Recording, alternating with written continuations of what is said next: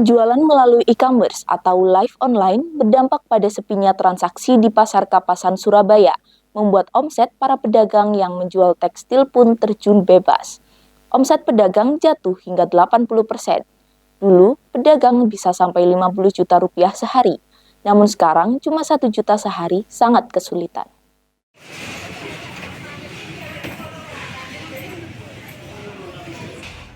Seperti inilah aktivitas di Pasar Kapasan Kota Surabaya.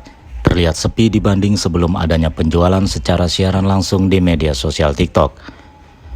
Pasar yang menjual barang berupa tekstil seperti baju, jaket, celana, kerudung dan lainnya terlihat hanya para pedagang saja yang terlihat di depan ruko tempat yang tambah sepi dari pembeli. Lesunya Pasar Kapasan ini tak lepas dari semakin maraknya penjualan daring atau online di e-commerce seperti Shopee, Tokopedia, dan TikTok. Belum lagi harga yang ditawarkan di e-commerce juga dirasa lebih murah daripada harga di pasaran, membuat kondisi Pasar Kapasan semakin sepi. Kondisi ini sangat berdampak pada penjualan dan membuat omset para pedagang menurun drastis hingga mencapai 80%. Penurunan omset itu terjadi sejak adanya jualan lewat siaran langsung pada aplikasi TikTok yang membuat masyarakatnya bisa belanja secara langsung dari rumah.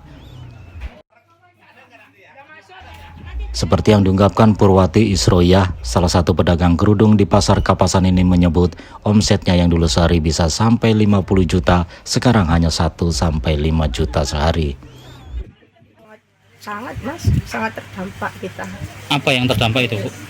Ya penjualannya itu turun drastis, hampir 80%. Dari tadinya yang dapat uang 50 juta itu dengan enteng kita bisa dapat, sekarang menghasilkan 1-2 juta aja susah. Itu 50 juta itu per hari atau? Per hari. Per hari ya? Ya. Meskipun nggak 50-40 itu terus enteng lah mas. Kalau sekarang memang 2 juta aja ngoyo mas, 3 juta, 2 juta ngoyo. Hal senada juga diungkapkan oleh Winda, penjual jaket yang mengaku jika omsetnya juga turun mencapai 80%. Winda mengaku jika kondisi sepinya Pasar Kapasan ini sangat berdampak kepada para pedagang. Bahkan ada beberapa teman pedagangnya sampai menutup tokonya karena sepi pembeli. Oh, dampak banget mas, sudah berapa tahun ini. TikTok itu loh, kan live-livean lebih murah. Kalau kita kan di TikTok itu kalau live-livean beli satu aja murah, dikasih harga grosir kayak gini. Kalau di sini kan minim harus ambilnya 3 atau 2 gitu. Kalau di TikTok kan masih ada voucher lebih murah lagi. Jadi dampak banget. banyak yang terasa ya di pasar ini ya? Banyak. Sementara itu, Rosi Kartika yang menjual pakaian wanita Islami mengikuti perkembangan zaman seperti sekarang. Rosi menyebut jika dirinya mau tidak mau harus bisa mengikuti perkembangan zaman agar tetap bisa berjualan dan bisa mendapat pendapatan. Untuk saat ini sih offline-nya nggak nutut ya, kalau bahasa Indonesia nggak nutut.